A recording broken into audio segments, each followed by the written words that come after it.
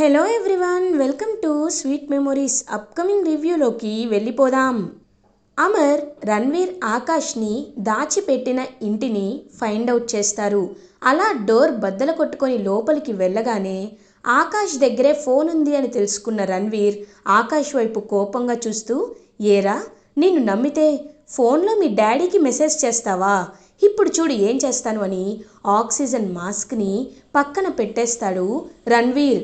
అది చూసిన అమర్కి blood boil అయిపోతుంది. వెంటనే పరిగెత్తుకుంటూ వెళ్ళి ఇంకా అలా ఆకాష్కి ఆక్సిజన్ మాస్క్ పెట్టాలి అనుకుంటుంటే రణ్వీర్ అమర్ని అడ్డుకుంటాడు. అమర్ రణ్వీర్ని కాళ్ళతో గట్టిగా తన్నేసరికి అవతల వెళ్ళి పడతాడు రణ్వీర్. వెంటనే ఆకాష్కి మాస్క్ పెట్టి ఆకాష్ ఆకాష్ అని ఎంత లేపాలని ట్రై చేసినా ఆకాష్కి స్పృహ రాదు. ఒక్కసారిగా అమర్కి చాలా అంటే చాలా భయం వేస్తుంది. వెంటనే రణ్వీర్ వచ్చి ఒక రాడ్డుతో కొట్టాలని లోపు రాడ్డుని గట్టిగా విరిచేసి రణ్వీర్ని రక్తం వచ్చేలా కొడుతూ ఉంటారు అమరేంద్ర. కరెక్ట్గా అదే టైంకి బాగి ఏమో పరిగెత్తుకుంటూ మెడిసిన్ బాక్స్ తీసుకొని వస్తుంటే రాథోడ్ అండ్ ఇన్స్పెక్టర్ బాగిని మీట్ అవుతారు. మిస్ అమ్మ నువ్వేంటి ఇక్కడ అని అడుగుతారు రణ్వీర్ గురించి వెతుకుతూ. రాథోడ్ ఈ మెడిసిన్ బాక్స్ని మర్చిపోయారు రాథోడ్, అందుకే వచ్చాను అని అంటుంది.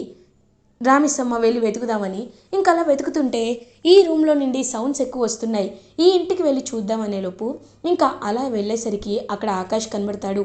పాపం బాగి పరిగెత్తుకుంటూ ఆకాష్ దగ్గరికి వెళ్ళి ఆకాష్ ఆకాష్ అని ఎంత తడుతున్నా సరే ఆకాష్ అయితే కాన్షియస్లోకి రాడు. ప్యారలల్గా అమరేమో రణ్వీర్ని బాగా కొడుతూ ఇద్దరి మధ్యలో భయంకరమైన ఫైటింగ్ అయితే జరుగుతూ ఉంటుంది. పాపం బాగి ఆకాష్ చేయి పట్టుకొని అలా మనస్ఫూర్తిగా అరుంధతిని తలుచుకుంటూ, అక్క నిన్ను మనస్ఫూర్తిగా నేను కోరుకుంటుంది ఒకటే, ఆకాష్ బ్రతకాలి, ఆకాష్ కొన ఊపిరితో మళ్ళీ బ్రతకాలి, బ్రతికి తీరాలి అని ఇంకా మనస్ఫూర్తిగా నమస్కారం పెట్టుకునేసరికి ఒక వెలుగు అనేది పాస్ అవుతుంది. ఆ వెలుగు పాస్ అయ్యేసరికి ఒక్కసారిగా ఊపిరి పీల్చుకుంటాడు ఆకాష్.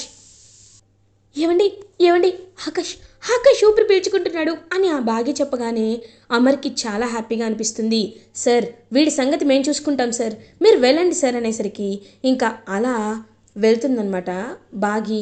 అమర్ ఆకాష్ హాస్పిటల్కి బయలుదేరుతారు. రణ్వీర్ని అరెస్ట్ చేసి పోలీస్ స్టేషన్కి తీసుకువెళ్తారు ఇన్స్పెక్టర్. అలా ఆకాష్కి ఇంకా వెంటనే డాక్టర్ అంబులెన్స్ రాగానే అంబులెన్స్లో డాక్టర్ కూడా వచ్చి వెంటనే ఆ ఇంజెక్షన్ని ఇంజెక్ట్ చేస్తారు. సో టైం ఉంటుంది, 10 అవర్స్ అయితే ఉంటుంది. థర్డ్ ఇంజెక్షన్ కూడా ఆకాష్కి ఇంజెక్ట్ చేసేస్తారు. అలా ఇంకా హాస్పిటల్లో ట్రీట్మెంట్ ఇచ్చి ఫోర్త్ ఇంజెక్షన్ కూడా ఇచ్చేసరికి ఫోర్త్ ఇంజెక్షన్ కూడా కంప్లీట్ అయిపోతుంది. ఇంకా ఆకాష్కి ట్రీట్మెంట్ అయితే కంప్లీట్ అయిపోతుంది. ఇంటికి డిశ్చార్జ్ చేసి తీసుకొచ్చేస్తారు. సో అలా పిల్లలందరూ పరిగెత్తుకుంటూ వచ్చి ఆకాష్ని హక్ చేసుకొని, ఆకాష్ నీకోసం మేము ఎంత ప్రే చేసామో తెలుసా, ఎలా ఉందిరా ఇప్పుడు అని అడుగుతుంది అంజు. ఇప్పుడు నాకు పర్లేదు అంజు, నాకు అంతా హ్యాపీగా ఉంది అని ఇంకా ఎంతో అంటే ఎంతో హ్యాపీగా ఆకాష్ మళ్ళీ ఇంటికి తిరిగి వచ్చి తన టైంని స్పెండ్ చేస్తారు. అమర్ వెంటనే పిల్లలు ఆకాష్ ఇంటికి వచ్చేసాడు కదా, ఇక మీరు మీ మీ పనిపై దృష్టి పెట్టాలి, మీరు హ్యాపీగా చదువుకోవాలి ఓకేనా అని అంటారు. తప్పకుండా డాడ్, మేము ర్యాంక్ కొడతాం డాడ్ అని అంటుంది అంజు. ఇంక వెంటనే ఆకాష్కి నవ్వొస్తుంది. అందరూ నవ్వుతూ ఉంటారు. అంజు నేను వేస్తుంటే జోక్లా ఉంది కదా, నేను సీరియస్గా చెప్తున్నాను, ఈసారి క్లాస్లో ఫస్ట్ ర్యాంక్ నేనే తీసుకొస్తాను అని అక్కడి నుండి వెళ్ళిపోతుంది అంజు. ఇంకా ఆకాష్ నవ్వుతూ తన ఓవర్ కాన్ఫిడెన్స్ ఎప్పుడు పోతుందో తెలియటం లేదు మిస్ అమ్మ అని నవ్వుతూ మిస్ అమ్మ అని చేపట్టుకొని thank you so much miss అమ్మ, ఇవాళ నీ వల్లే నేను సేవ్ అయ్యాను అని అంటారు. నా వల్లేంటి ఆకాష్ అని అంటుంది బాగి. అమర్ కూడా చూస్తూ ఉంటాడు. నువ్వెప్పుడు చెప్తూ ఉంటావు కదా మిస్ అమ్మ, ప్రతి ప్రాబ్లంకి ఒక సొల్యూషన్ ఉంటుంది అని, అందుకే నాకు ఈ విషయంలో కూడా గుర్తొచ్చింది. రణ్వీర్ అంకుల్ నన్ను కిడ్నాప్ చేసినప్పుడు ఎలా తప్పించుకోవాలా అని అనుకున్నాను, అప్పుడు నువ్వు చెప్పిన ట్రిక్కే గుర్తొచ్చింది, అందుకే వెంటనే ఫోన్ తీసుకొని డాడ్కి మెసేజ్ చేశాను, దీనికి కారణం నువ్వే మిస్ అమ్మా అని పాపం ఆకాష్ మిస్ అమ్మని హక్ చేసుకుంటాడు. అదంతా చూస్తూ అమర్ చాలా అంటే చాలా హ్యాపీగా ఫీల్ అవుతారు. ఇది ఇలా ఉండగా నెక్స్ట్ డే మార్నింగ్ అవుతుంది.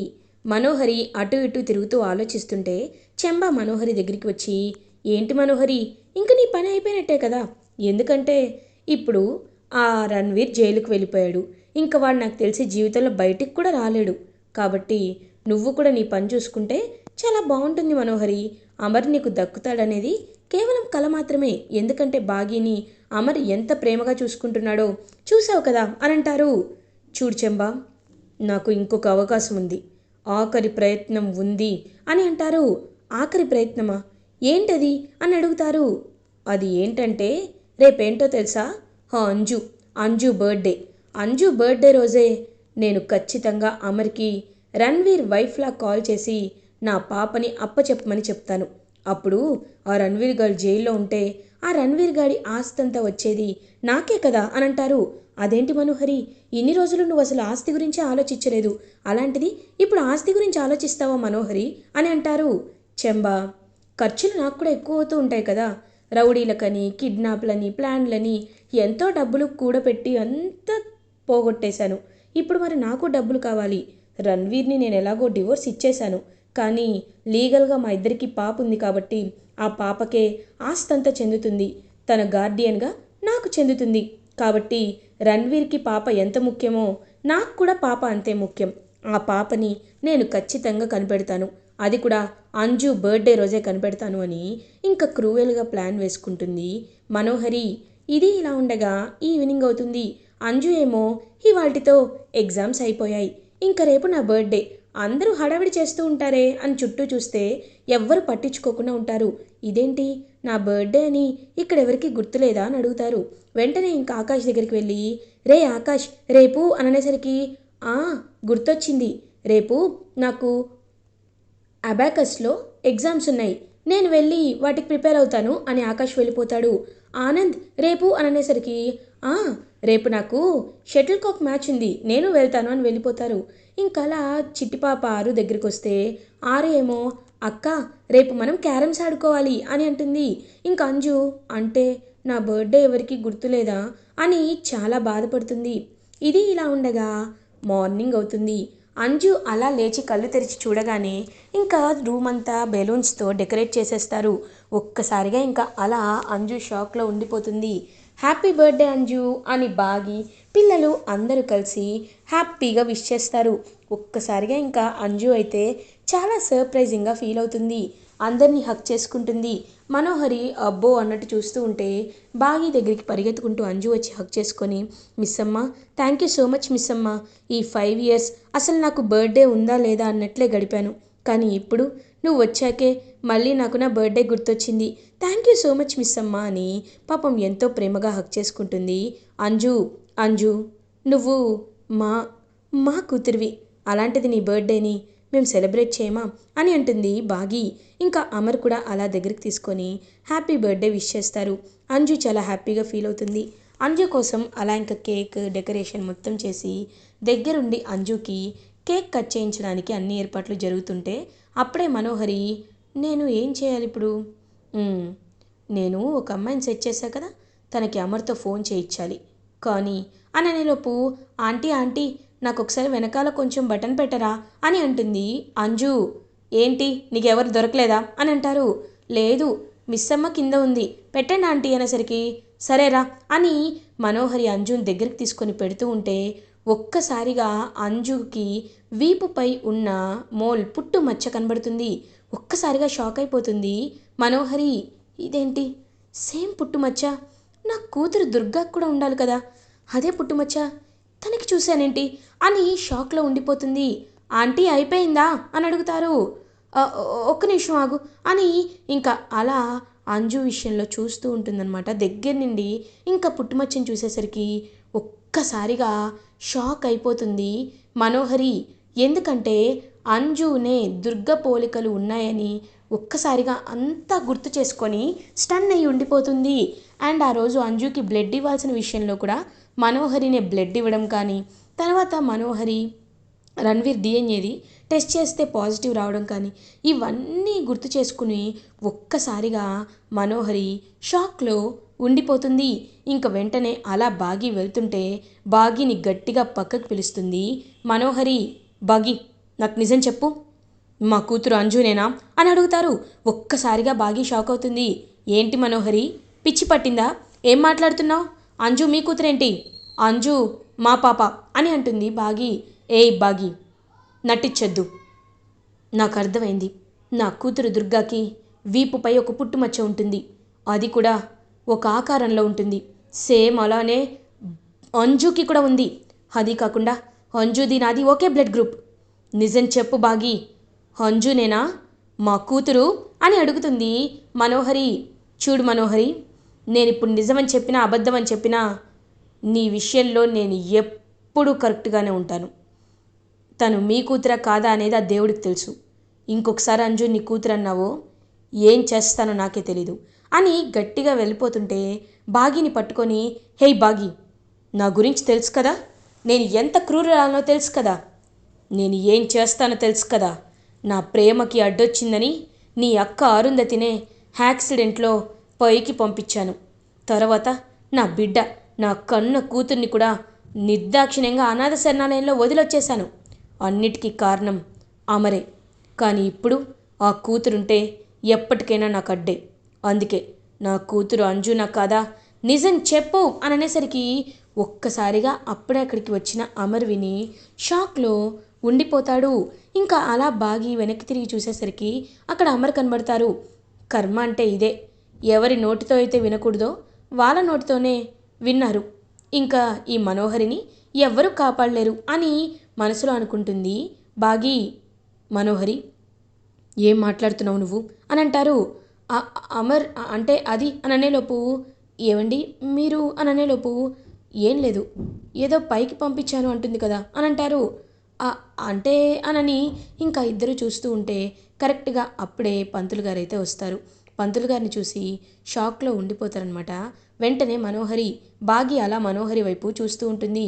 పంతులు గారు రండి, మీరే మా అంజుకి పూజ జరిపించాలి, తన కోసం హోమం జరిపిస్తున్నామని చెప్పేసరికి ఆ అంజు వైపు చూస్తూ ఉంటారు. టెన్షన్ పడుతూ ఉంటారు. బాగి, ఏంటి పంతులు గారు, ఎందుకు టెన్షన్ పడుతున్నారు అని అడుగుతుంది. అబ్బే ఏం లేదమ్మా అని మనోహరి వైపు చూస్తూ టెన్షన్ పడుతూ ఉంటారు. అవును, ఆ పాప అమృత ఎక్కడా అని అడుగుతారు. తను పై చదువులకని ఢిల్లీ వెళ్ళింది అని అంటారు. ఓ అవునా అని కంగారు పడుతుంటే, చూడండి సార్, మీకు ఈ పంతులు గారు ఒక నిజం చెప్పాలి అని రాతోడంటాడు. వెంటనే అమర్, ఏంటి రాతోడది అని అడుగుతారు. అంటే బాబు అది అననేలోపు, నిజం చెప్పండి పంతులు గారు, మీరు ఏం చెప్పాలనుకుంటున్నారు. అవును, ఆ రోజు మా ఆరు పాపకి అన్నప్రాసన చేసింది కూడా మీరే కదా అని అంటారు. అవును బాబు అని అంటారు. మరి ఎందుకు అంత ముభావంగా ఉంటున్నారు అని అడిగేసరికి, బాబు ఇప్పుడు నీకు నిజం చెప్పేయాలని అనుకుంటున్నాను బాబు. ఎందుకంటే మీలాంటి వాళ్ళతో పెట్టుకుంటే మా జీవితమే నాశనం అయిపోతుంది. అయినా నేను ఎంతో పాపం చేశాను బాబు అని అమర్ కాళ్ళపై పడతాడు. ఒక్కసారిగా అమర్ షాక్లో ఉండిపోతారు. సార్, అసలు ఏం చేస్తున్నారు మీరు అని అడుగుతారు. అవును బాబు, మీ విషయంలో సీతారాములు లాంటి మీ జంటని విడతీసినందుకు దేవుడు నాకు తగిన శాస్తి చేశాడు బాబు. నా కూతురికి ఈ మధ్య యాక్సిడెంట్ అయింది, కోమాల్లోకి వెళ్ళిపోయింది, ఎటు కాని పరిస్థితిలో ఉంది. మీ విషయంలో పాపం చేసినందుకే దేవుడు మాకు ఇలాంటి శిక్ష వేశాడు బాబు. 6 ఏళ్ల క్రితం మీ విషయంలో నాకు అని ఇంకా అలా డబ్బులు ఇచ్చారు, ఒకరు డబ్బులు ఇచ్చారని, బాగీకి అందుకే బయటికి పంపించేయాల్సి వచ్చిందని, అమ్ము విషయంలో గండం ఉంది కాబట్టే బాగీ దూరంగా పాపని ఉంచితేనే, 7 ఏళ్ళు అజ్ఞాతవాసం చేస్తేనే తన ప్రాణానికి ప్రమాదం తగ్గుతుంది అని ఇవన్నీ విషయాలు చెప్పి తన్ని పంపించేయడం చూసి ఒక్కసారిగా అమర్ అయితే అలా షాక్లో ఉండిపోతారు. కారణం అదే బాబు, అందుకే మీ భార్య ఎవరికీ చెప్పకుండా మిమ్మల్ని విడిచిపెట్టి వెళ్ళిపోయింది బాబు అని చెప్పేసరికి ఒక్కసారిగా అలా ఇంకా అమర్ చూస్తూ ఉంటారు. బాగి పాపం అమర్ వైపు చూస్తూ ఉంటే ఇంకా అలా ఆరు పాప కూడా చూస్తూ ఉంటుంది. బాగి, నువ్వు వెళ్ళిపోవడానికి కారణం ఇదా? నా నా కూతురు ఎక్కడ బాగి? ఇకపై నేను నిన్ను మనహారంలా చూసుకుంటాను. నా కూతురు ఎక్కడా అని అడిగేసరికి ఇంకా అలా మెట్లు దిగుతూ వస్తున్న ఆరు పాప వైపు చూపిస్తుంది బాగి. ఇంకా అలా ఆరు పాపను చూసి ఒక్కసారిగా షాక్ అవుతారు అమర్. అంటే నా నా కూతురు అనేసరికి, అవునండి, తనే మీ కూతురు అని అనేసరికి ఇంకలా అమర్ అయితే పాపని హక్ చేసుకుంటాడు. ఎంతో హ్యాపీగా పాప వైపు చూస్తూ, అంటే నువ్వేనా అరువా అని చెప్పి అరుంధతిని హక్ చేసుకుంటారు ఆరు పాపని. అమ్మా, ఏమైంది అని అడుగుతుంది. అమ్మా, నీకు డాడీ ఎవరో చూపిస్తాను అన్నాను కదా, ఇదిగో ఈయనే మీ డాడీ అని ఫోటో కూడా చిన్నప్పటిది చూపిస్తుంది బాగి. ఒక్కసారిగా ఆరు పాప చాలా హ్యాపీగా ఫీల్ అవుతుంది.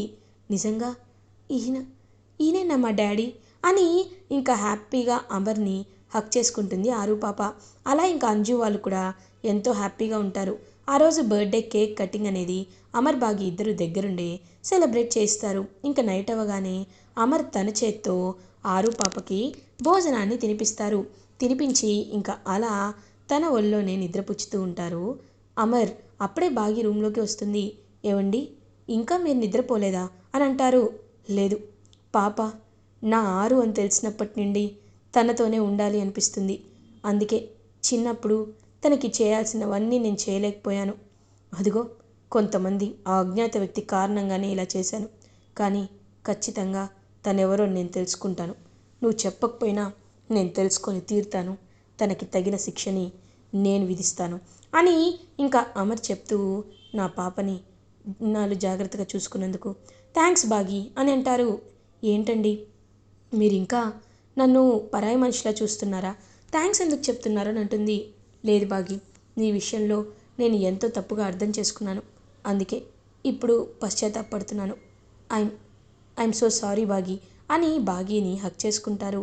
ఇంకా అలా అమర్ అయితే ఎంతో హ్యాపీగా బాగీని అండ్ పాపని ఇద్దరిని కంటికి రెప్పలా చూసుకుంటూ ఉండేసరికి అలా హ్యాపీ ఫ్యామిలీ అయిపోతుంది అమర్ది. అదంతా చూస్తూ చాలా జెలస్గా ఫీల్ అవుతుంది మనోహరి. ఇలా ఎపిసోడ్ ఎండ్ అవుతుంది. ఫర్దర్ ఎపిసోడ్ రివ్యూస్ ముందుగా మీకు కావాలి అనుకుంటే మా ఛానల్ని సబ్స్క్రైబ్ చేసుకోండి. Thanks for watching.